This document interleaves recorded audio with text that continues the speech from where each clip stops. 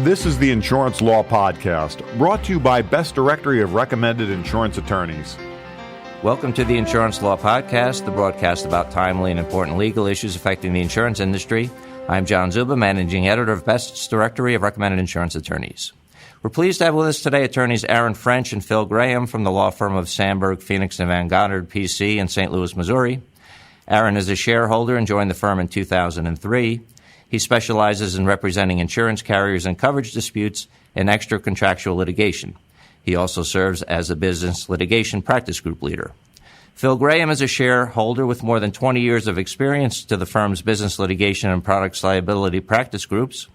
Phil's practice includes matters such as enforcement and defense of contract rights and other contractual matters, business torts including fraud, negligent misrepresentation, tortious interference with business relations, trade secrets, and other intellectual property. They both contribute to the blog www.badfaithblog.net, and we're very pleased to have you both with us today. Thanks, John. Happy to be here. Thank you, John. Thank you, John, very much. Honored to be here. Now, today's topic is on the handling of third-party claims in Missouri, and Aaron, we're going to start the questioning with you today. Missouri is quickly becoming known as a risky state for insurers handling third-party claims. Can you tell us why that is? Well, there's a variety of reasons, but I think the main reason is there's been a number of court decisions from our appellate courts and especially our Missouri Supreme Court over the last few years that have been very pro-policyholder. In fact, there was a recent Missouri Lawyers Weekly study that showed between the years 2001 and 2012, the Missouri Supreme Court, out of 20 cases, decided only 4 of those cases in favor of the insurance companies on coverage issues and bad faith issues. Primarily, there are 3 cases, a trilogy of cases, coming out of our Missouri Supreme Court. The Schmitz versus Great American case from 2011, the Columbia Casualty versus Higher Holdings case from 2013, and the Scottsdale Insurance versus Addison Insurance Company case out of 2014, which have really expanded the law here in Missouri and given a number of rights to policyholders and led to a proliferation of garnishment actions, which we'll talk about under our statute 537.065, as well as bad faith claims in the last few years. Phil, what options does a carrier have in Missouri with regard to the duty to defend when there is an actual or potential defense to coverage? Sure, I'd be glad to address that for you. Let's talk just real quickly. This is obviously a critical decision point for the carrier when they're getting involved. And it always is worth remembering that, of course, the duty to defend is broader than the duty to indemnify. And in Missouri, the insurer needs to look at both facts alleged and also those that are known or reasonably ascertainable to it outside of the complaint. But assuming that the carrier has done its analysis and looked at it and believes it has a real or at least potential defense to coverage, there are 4 basic options. They can accept the defense and defend the insured without any reservation of rights. The caveat there is that if they do that, that is also triggers a duty to indemnify. So there's a need to be careful and carefully analyze that decision. Timing is also important. Prompt investigation and assistance from coverage counsel when necessary to make decisions about coverage defenses, is important. And it's important to decide those things as quickly and early as possible. Every case, of course, is different. Every circumstance is different. Second option is to defend the case under a reservation of rights. I think we'll address that in a little more detail later on. There are a couple of points to consider here when defending under a reservation of rights. It is not, necessarily a magic or silver bullet in Missouri. I think we're going to talk about this a little more later, but the insured can reject that defense in Missouri. And the insurer may have some technical, may not be able to technically control the defense anymore in some situations, in some circumstances, if they're defending under a reservation of rights in Missouri. The third option is defend under a reservation of rights and file a declaratory judgment action right away. This gives the carrier some degree of extra protection by seeking an immediate coverage determination. The fourth option, assuming that the facts and circumstances in law support it, is to disclaim or deny coverage, and no defense is provided. This is obviously an area where carrier needs to be careful and needs to clearly and carefully evaluate all the issues before making that type of a defense or that type of a decision on the defense. Now, Aaron, how specific and certain does the reservation of rights letter need to be, and can the insured reject this? Well, I'll take the second part first. Yes, the insured can reject the reservation of rights, a defense with the reservation of rights under Missouri law. And as far as specificity, the court decisions tell us that the reservation of rights letters need to be clear. They need to try to avoid confusion. They need to inform the insured of the coverage decision as best possible based upon the information that the insurance company has at the time of issuing the reservation of rights letter and after an investigation has been done. The case law in Missouri talks about a number of things that we would advise to be in those reservation of rights letter. First and foremost, if you're reserving rights, you need to use that phrase, reservation of rights. The letter should identify the policy or the policies at issue. It should quote or at least refer to the relevant policy provisions, especially any exclusions that the insurance company is relying on to potentially bar coverage. It should refer to the relevant allegations in the complaint, and it should identify which claims in the lawsuit or the complaint may not be covered. It should explain the basis for the insurance company's coverage position as well as possible based upon the information it has. It should advise the insured of any actual or potential conflicts of interest between the insurance company and the insured, and it should reserve the right to withdraw from the defense if coverage is deemed to not be found, and it should contain a general reservation of rights letter, including the right to assert other coverage defenses that the insurance company may subsequently learn about during the course of its investigation or during the discovery in the underlying case. So it needs to be pretty specific. So, Aaron, what are the carrier's options if an insured rejects a reservation of rights defense? Well, this is similar to some of the things that Phil talked about before, but one of the options is to, at the point of a rejection of a reservation of rights, to then reconsider and go ahead and offer to defend without a reservation, understanding that there's a high risk that any coverage defenses that they may have asserted in that reservation of rights letter may be deemed to be waived, or the insurance company may be stopped from litigating those coverage defenses down the road.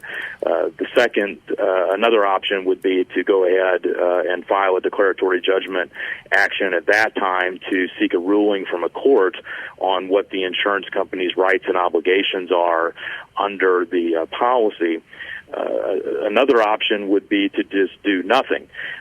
But by doing nothing, they run the risk that the policyholder may then decide, which is their right, because once there's been a rejection of the reservation of rights under Missouri law, that is deemed to be a denial.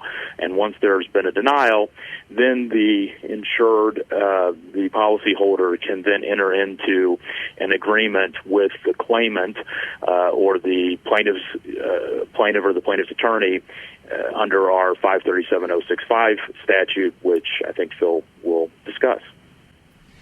And Phil, what does the 537.065 statute permit an insured to do, and what are strategies for insurers to avoid them? Sure. Well, as Aaron just alluded, Section 537.065 comes up when there's either been a disclaimer of coverage or the insured rejects a reservation of rights defense. And that's worth highlighting that, Aaron said it, but I'll reiterate it, that in Missouri, a rejection by the insured of a reservation of rights defense is treated as a denial of coverage. And so if either of those two things happens, then 537.065 can come into play in the right circumstances. And what it permits is a tortfeasor or his insurer or both of them to enter into an agreement with the plaintiff that basically says in the event a judgment is entered against the insured or the tortfeasor, the plaintiff will limit recovery to certain specific assets that are set forth in the agreement. And that can potentially be any asset of the tortfeasor, but it's usually, and in the context we're talking about here, it's usually limited to an insurance policy or policies. And so what happens, the mechanics of this, just real briefly, are, that the agreement is entered into, and then there is typically an expedited bench trial that takes place in which there is no evidence put on in favor of the defendant, and a judgment is entered in favor of the plaintiff, usually for very often an amount in excess of the policy limits. Next comes the garnishment proceeding, which can take one of two forms in Missouri: traditional garnishment or a direct action against the insurer. The insurer then is left with in that garnishment action, with its coverage defenses, sometimes with an ability to defend based on the reasonableness of the judgment entered, only if there's been no trial, or trying to prove fraud and or collusion in entering into the underlying 065 agreement. So they are a big concern. Strategies to try and avoid what we call them 065 agreements, so that's what I'll call them, are kind of go along the following. Insurers cannot be too prepared with respect to these. The main thing to be here is to be cognizant and be aware and pay attention to Missouri files. There are certain situations and circumstances to key in on these cases. A serious injury or death sometimes, with a situation where there may be a very limited liability defense, cases where there are multiple claimants, even where the injuries themselves may be less severe individually, and or sometimes the defense prospects may be better, but there's still a number of claimants. And then also along with that, both those scenarios, limits of insurance that are relatively low in comparison to the exposure risk. Those are the sorts of circumstances that ought to be raising awareness by the insurer if they see them, that it's in Missouri, they see those types of facts. They need to be looking at it carefully. They need to be thinking about what's going to happen next and be very aware. Along with that, promptly investigating the underlying claim, obtaining any necessary coverage analysis promptly, getting that underway as quickly as possible, recognizing that all cases have different facts and circumstances that affect our ability to do that. Also, considering carefully the relative risks of disclaiming coverage, altogether, or defending under a reservation of rights that can be rejected in Missouri, and having that rejection treated as a denial of coverage. Then, this is a situation where the carrier really wants to make sure they're getting the advice they need to hear from their counsel, and maybe not just what they want to hear, but what they really need to hear in these cases. So really the watchwords here, and the key is awareness, careful evaluation, and real prompt attention to those cases that have those types of considerations. And Phil, what are the types of third-party bad faith recognized in Missouri, and what are the best ways to try to avoid these types of claims? Sure. Well, there are two types of bad faith recognized in Missouri common law. One is the bad faith failure to defend, and the other is the bad faith failure to settle. And bad faith, of course, is a state of mind that can be proved either by direct or circumstantial evidence.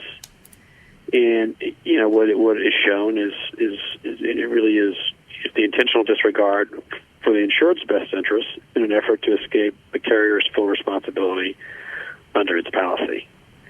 And very often you see this framed in terms of the carrier placing its interests ahead of its insured. insurance interests. So, ways to avoid bad faith claims. Well, it may be a truism and sound obvious, but always act in good faith. And how do you do that? Well, always promptly and fully investigating and evaluating the claimant's damages as quickly as possible under all the circumstances. Being aware of and recognizing the severity of the claimant's damages. That's important as well. Carefully analyzing the probability that a verdict will exceed the available policy limits. This is a point where it's very important to get candid and timely evaluation from defense counsel, and making sure that you as an insurer are getting the feedback you need and reporting you need from your defense counsel, so that you've got the information in your file that enables you to make the decisions that you need to make, and that that you're not just making the right decision, but that there's information in your file that is going to support the decision that you make. Another consideration, the way of avoiding a bad faith claim, is evaluating and fully considering every settlement offer. Making sure you're advising the insured of every settlement offer that comes in, and advising the insured if there is a potential of an excess judgment. Making sure they know that. I would say that transparency is the key here. Being transparent with the insured is very important to make sure they're informed, they're fully aware.